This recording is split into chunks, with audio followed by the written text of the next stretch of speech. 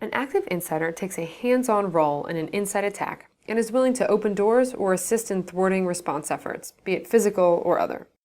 Within this category, an insider can be either violent or nonviolent. A nonviolent active insider will take risks that may lead to their identification, but their participation may be limited to tampering with systems rather than seeking violence. This was demonstrated through both the Leonid Smirnov and the Robert Hansen cases described earlier in this unit. Neither Smirnov nor Hansen were prepared to become violent during their prolonged attacks. However, each took great personal risks in conducting their operations. A violent active insider, however, will likely use force when carrying out their attack, regardless of the necessity of the situation.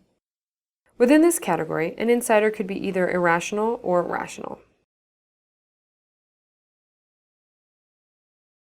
On November 5, 2009, Major Nadal Malik Hassan, a U.S. Army psychiatrist and Medical Corps officer, opened fire on soldiers in the Soldier Readiness Center of Fort Hood in Killeen, Texas.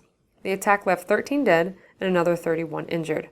Hassan classifies as a violent insider because his status as a soldier and officer in the U.S. Army allowed him the physical access to the base, buildings, and firearms, and the intimate knowledge of the base and security protocols.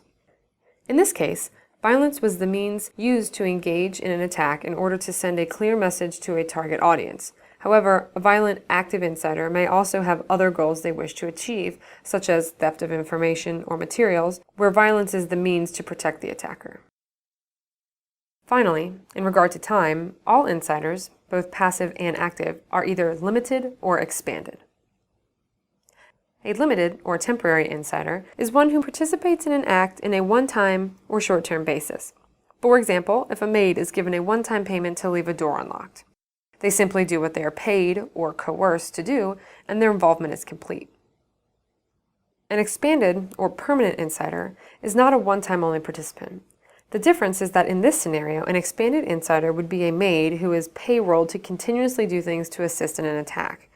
This is an ongoing relationship with more endurance than the limited insider. They can perform more routine tasks and extend the time that an attack is able to be carried out. The Hassan and Smirnov cases were both expanded insiders, while the coerced Northern Bank insiders were limited.